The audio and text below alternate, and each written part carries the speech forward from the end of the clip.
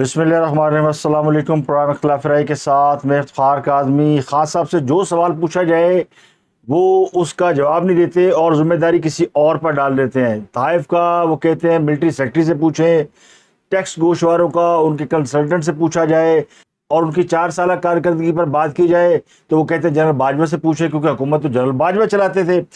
किसी भी इदारे की कारकर्दगी का पूछे तो खान साहब कोई ज़िम्मेदारी नहीं लेते, हत्ता कि अपने नुकाह की ज़िम्मेदारी भी वो नहीं लेते। वो कहते जी गैर शरई निकाह हुआ तो मेरी कोई ज़िम्मेदारी नहीं, वो उनके साबका शौहर से पूछा जाए जो उनकी अहलिया के साबका शौहर है। इसके अलावा उनकी एक बेटी हैं जिनके हवाले से बड़ा अहम केस चल रहा है, उस पर फतवा देते हैं तारक जमील साहब। तो टेरियन वाइट का जो है वो तारक जमील साहब से पूछा जाए। और भी बहुत से लोगों के बारे में वो जिम्मेदारी दूसरों पर डाल देते हैं। हाँ साहब जब तक इक़्तिदार में रहे तब भी वो जिम्मेदारियां दूसरों पर डाला करते थे।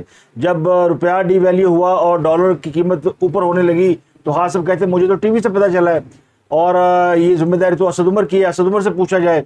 तो इस तरह भारत से तिजारत के हवाले से सर्कुलर जारी किया और वो कहते हैं जी इसका तो हमारे से पूछा जाए, मुझे तो पता ही नहीं है। तो हाँ साहब को कुछ नहीं पता होता। खान साहब को पता क्या होता है? झुंझुना। यानी खान साहब ने 4 साल में खुद कुछ नहीं किया, खाया पिया कुछ नहीं, गिलास तोड़ा 12 ने, और जो कुछ किया जिम्मेदारी दूसरों पर डाल ली। अल्लाह अल्लाह खैर सलाह।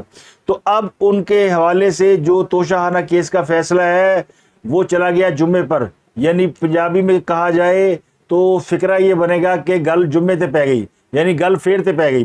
तो तोशाखाना केस में खान साहब के मुकदमे का फैसला कल बरोज जुम्मा होने का कभी इम्कान है। तो तोशाखाना केस का फैसला अब जुमेरात की बजाय जुम्मे को आएगा, और उसकी वजह यह है कि इस्लामाबाद हाई कोर्ट ने खान साहब की 8 दरखास्तें सुनी हैं और उन 8 दरखास्तों पर फैसला महफूज कर लिया।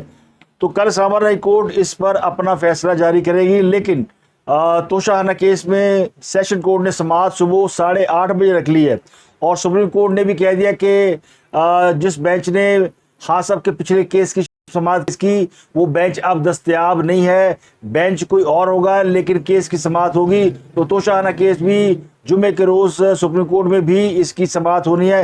4 अगस्त को सुप्रीम कोर्ट ने इस पर जवाब तलब कर रखा है। तो फैसला अगर शाम को आया, यानी हाई कोर्ट ने अगर शाम को फैसला दिया तो फिर सुप्रीम कोर्ट तो बीच में से होगी फारग। तो गल पै गई है जनाब कल थे, और कल क्या होगा इस पर बात करेंगे कि आज क्या क्या हुआ वो भी आपको बताएंगे। तो आज क्या हुआ वो भी आपको बताएंगे, पूरी सूरत हाल। लेकिन एक बड़ा बयान दिया है जनाब शहबाज शरीफ साहब ने। उन्होंने कहा है कि लोग मुझे एस्टेब्लिशमेंट का आदमी समझते हैं तो मुझे इस बात में कोई शर्म महसूस नहीं होती। तो सुबह मैंने एक प्रोग्राम किया था, वो मुझे लगता है कि उसकी बाज़गश्त कहीं ना कहीं पहुंच गई है। तो उसमें मैंने सवाल ये उठाए थे कि अब तो शहबाज साहब जा रहे हैं और फिर जनरल आसिम मुनीर उनके बॉस कौन होंगे, यानी नया वज़ीर कौन होगा। तो जो नया वज़ीर होगा वही उनका बॉस होगा। तो लगता यूँ है कि प्राइम मिनिस्टर साहब ने ये बात सुन लिया और उन्होंने कहा कि मैं भले वज़ीर आज़म नहीं हूँ लेकिन मैं हूँ एस्टेब्लिशमेंट का आदमी। तो आज उन्होंने अपने एस्टेब्लिशमेंट का आदमी होने पर मोहर लगा दी है। अब पता नहीं उन्होंने अपनी CV जमा कराई है या फिर उन्होंने खुल कर कह दिया कि जनाब कोई और इस खाली जगह को पुर करने की कोशिश ना करे, एस्टेब्लिशमेंट के पास एक आदमी मौजूद है जिसका नाम है शहबाज शरीफ। तो शहबाज शरीफ ने कहा मेरे सीने में कई राज हैं। उन्होंने कहा कि मुझे छुप छुप कर मुलाकातें की जाती थी, सिपा सलारों से मिलने का मकसद मुल्क की तरक्की के लिए काम करना था। तो इस पर तहरीक इंसाफ के लोग जो है वो अब सोशल मीडिया पर धमाल डाल रहे हैं कि शहबाज शरीफ ने ये बात मान ली है कि वो गाड़ी की डिग्गी में छुप कर उस वक्त के आर्मी चीफ से मिलने जाया करते थे, जनरल बाजवा थे। तो ये वाक़या मशहूर है और उन पर ये इल्ज़ाम लगाया जाता है। तो आज उन्होंने कह दिया कि 38 साल हो गए उन्हें सिपा सलारों से मुलाकात करते हुए, और मुलाकातों का मकसद एक ही होता था कि मुल्क की तरक्की हो और मुल्क आगे चला जाए। तो उन्होंने बहुत सारी बातें की हैं, लेकिन जो लुब्बे लुबाब ये कि एस्टेब्लिशमेंट के पास अब कोई गुंजाइश नहीं है, शहबाज शरीफ साहब मौजूद है और उनकी खिदमात जो है वो बिला शिरकत गैरे एस्टेब्लिशमेंट के लिए है। तो आज सुप्रीम कोर्ट में एक और केस की समाअत थी, और उस केस में सिविलियन के फौजी अदालतों में ट्रायल के खिलाफ दरखास्तों की समाअत थी, जिसमें चीफ जस्टिस ने कहा कि फ़ौज को किसी भी गैर आइनी इकदाम से रोकेंगे, और फ़ौज की तारीफ़ करनी चाहिए कि उन्होंने शहरियों पर गोलियां नहीं चलाई جس طرح میاں والی میں دیوار توڑ کر فوجی تنصیبات پر حملہ کیا گیا تو اس کا ریئیکشن تو یہی بنتا ہے، لیکن فوج نے عوام پر گولیاں نہیں چلائیں۔ اور عمر عطا بندیال صاحب نے آج اعتزاز احسن کی 2 بار عدالت میں منجی ٹھوکی۔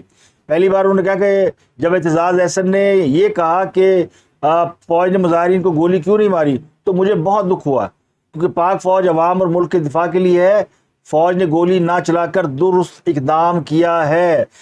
اعتزاز احسن نے ایک اور شدنی چھوڑی، انہوں نے کہا جی پارلیمنٹ میں ایک نیا قانون منظور ہوا جس کے مطابق خفیہ ادارے کسی بھی وقت کسی کی بھی تلاشی لے سکتے ہیں اور بغیر وارنٹ تلاشی کا حق قانون سازی کے ذریعے دے دیا گیا ہے۔ تو آفیشل سیکرٹ ایکٹ میں ترامیم پر عدالت سو موٹو لے۔ سپریم کورٹ کے جو 6 ججز بیٹھے ہیں وہ اس کے خلاف آج فوڈ نوٹس لے، کیونکہ اس قانون سے لامحدود اختیارات سونپ دیے گئے ہیں۔ تو عمر عطا بندیال صاحب نے کہا کہ لارجر بینچ کا فیصلہ ہے کہ اکیلا چیف جسٹس آج خود نوٹس نہیں لے سکتا۔ ابھی ایک فورم نے یہ بل پاس کیا ہے، آپ دیکھتے ہیں کہ دوسرا فورم کیا فیصلہ کرتا ہے۔ یہ بل ابھی پارلیمنٹ میں زیر بحث ہے تو ہمیں اس بل کا زیادہ علم نہیں ہے، اس کے بعد دیکھیں گے۔ تو دوسرے لفظوں میں انہوں نے اس کے اوپر سو موٹو لینے سے انکار کر دیا۔ تو یہ آج ایک واردات کرنے کی کوشش کی جناب اعتزاز احسن صاحب نے، ایک لیگل واردات، لیکن وہ واردات جو ہے وہ ان کی ناکام ہو گئی۔ اس کے علاوہ جج کی اہلیہ کے ہاتھوں مبینہ طور پر تشدد کا نشانہ بننے والی کمسن رضوانہ، ان سے آج مریم نواز نے ہاسپٹل جا کر ان کی عیادت کی، ان سے ملاقات کی تو وہ بچی پھٹ پڑی۔ اس نے اپنے اوپر ہونے والے ظلم کی پوری داستان سنائی اور اس کے بعد مریم نواز نے میڈیا سے گفتگو کرتے ہوئے کہا کہ بچی سے ملاقات کے دوران جو باتیں ہوئیں اور تشدد کے واقعات کی جو تصاویر ویڈیو پر دیکھی وہ خاصی دردناک ہیں۔ انہوں نے کہا کہ رضوانہ کے جسم کو تیزاب تک سے جلایا گیا جس کی وجہ سے اس کے جسم پر بڑے بڑے سوراخ پڑ چکے ہیں، اور بچی نے شکایت کی کہ اسے ڈنڈوں سے پیٹ کر اس کے ہاتھ اور دانت بھی توڑے گئے اور تشدد کے دوران اس کا سر دیوار سے مارا جاتا تھا۔ تو یہ کوئی پہلا بڑا سیاستدان ہے جو کہ اس بچی سے ملاقات کرنے کے لیے گیا ہے۔ ابھی تک کسی سیاسی جماعت کے رہنما کو توفیق نہیں ہوئی، اور مجھے یہ کہنے میں کوئی آر نہیں ہے کہ اس کے بعد اور بھی جماعتوں کے لوگ اب رضوانہ کی عیادت کو جائیں گے، کیونکہ ہمارے یہاں تو بھیڑ چال ہے۔ اس کے علاوہ سپریم کورٹ میں ججز کے اختلافات کے حوالے سے ایک نیا پنڈورا باکس کھل گیا ہے۔ جسٹس مظہر علی اکبر نقوی نے چیف جسٹس کو ایک خط لکھا ہے اور اس خط میں انہوں نے شکایات کی بھرمار کر دی۔ انہوں نے کہا میرے خلاف جو کارروائی کی جا رہی ہے وہ بدنیتی پر مبنی مہم ہے، اور اطلاعات کے مطابق میرے خلاف فضول اور غیر سنجیدہ شکایات درج کی گئی ہے۔ یہ شکایات جو ہے وہ عدلیہ کے خلاف ایک کمپین ہے، اس کا حصہ ہے۔ تو جسٹس مظہر اکبر نقوی کا جو موقف ہے اس خط میں، اس کے مطابق ان کے خلاف کارروائی میں بے صبری کا اظہار کیا گیا ہے، اور 29 مئی کو جسٹس سردار طارق مسعود کو شکایت پر رائے کا اظہار کرنے کے لیے معاملہ بھیجا گیا تھا، اور جج صاحب نے 3 اور 26 اپریل کو سپریم جوڈیشل کونسل کے ممبران اور مجھے 2 خطوط لکھے تھے، اور جسٹس مظہر علی اکبر نقوی کے مطابق اس خط میں سپریم جوڈیشل کونسل کے سامنے کارروائی شروع کرنے کے لیے بے صبری اور بے تابی کا مظاہرہ کیا گیا۔ تو جج صاحب کا یہ عمل، یعنی سردار طارق مسعود کی وہ شکایت لگا رہے ہیں کہ ان کا یہ عمل نہ صرف حیران کن بلکہ بے مثال ہے۔ انہوں نے لکھا کہ یہ بات بھی قابل ذکر ہے کہ موجودہ ججوں کے خلاف متعدد شکایات سپریم جوڈیشل کونسل کے سیکرٹری کے پاس موجود ہیں، لیکن صرف مجھے نشانہ بنایا گیا جو کہ میرے خلاف مذکورہ جج کی جان بوجھ کر ذہنیت کو ظاہر کرتا ہے۔ تو انہوں نے کہا کہ سپریم جوڈیشل کونسل کی جانب سے جج صاحب کو اپنی رائے کے اظہار کے لیے معاملہ بھیجا گیا، لیکن 65 دن گزر جانے کے باوجود انہوں نے اپنی طرف سے کوئی رائے نہیں دی۔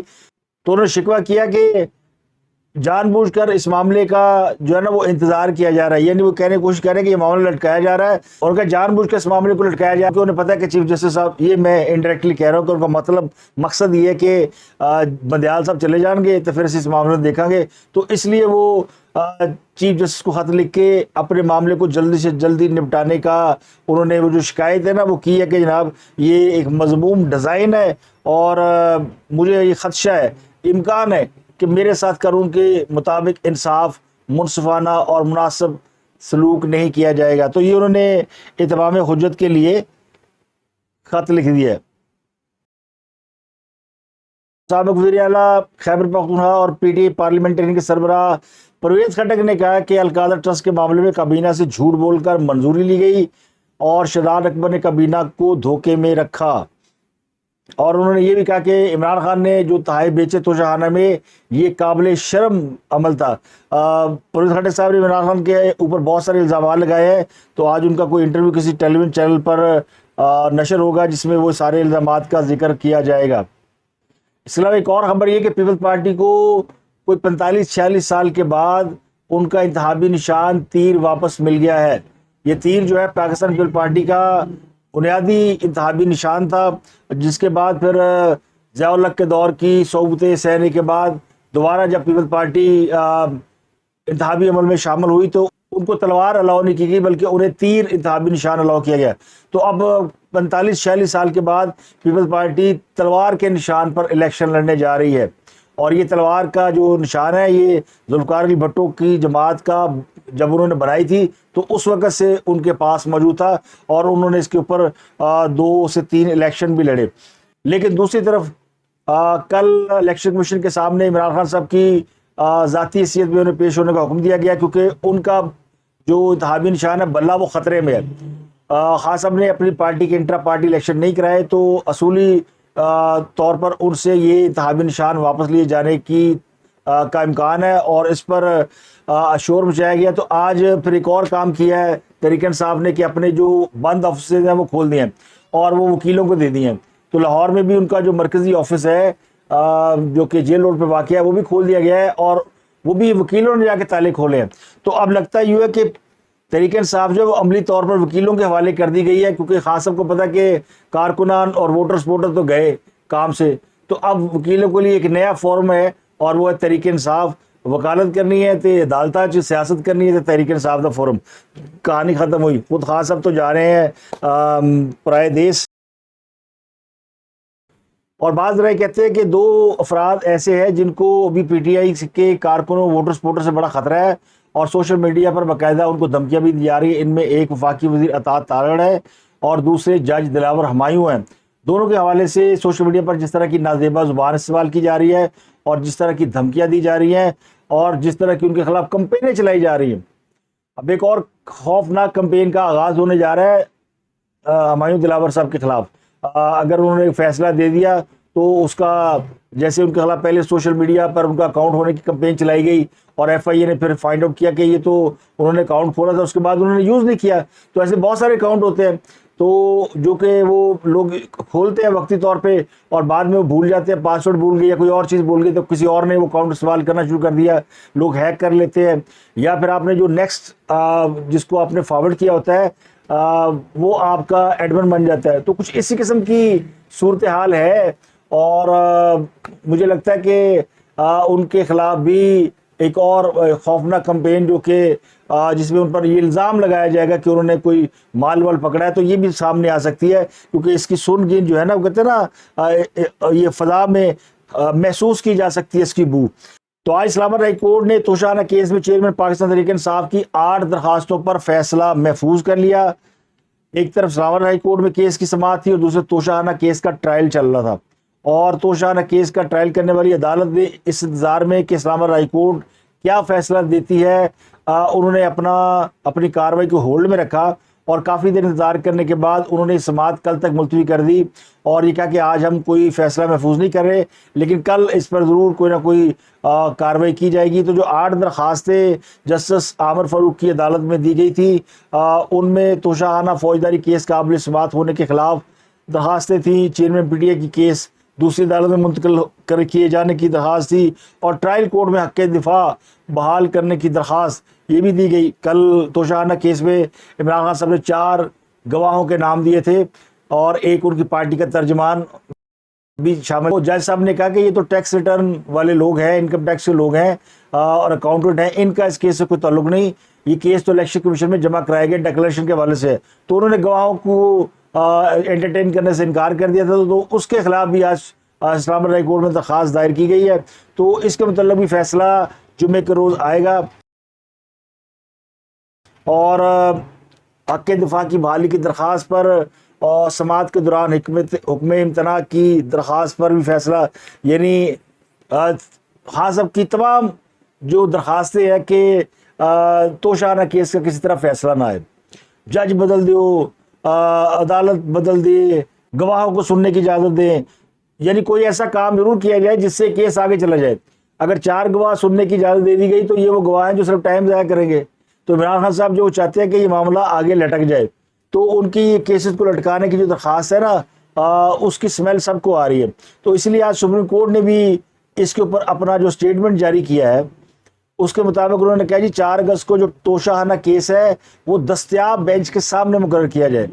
تو سپریم کورٹ نے توشہانہ کیس کے خلاف درخواست پر تحریری حکم نامہ جاری کیا ہے، جس میں انہوں نے کہا جی ابھی تک کیس کے میرٹ پر دلائل نہیں دیے گئے، ممکن ہے یہ 3 رکنی بینچ گرمیوں کی چھٹیوں کے سبب آئندہ سماعت پر دستیاب نہ ہو، تو اس کیس کو ایسے سمجھا جائے جیسے کبھی سنا ہی نہ گیا ہو۔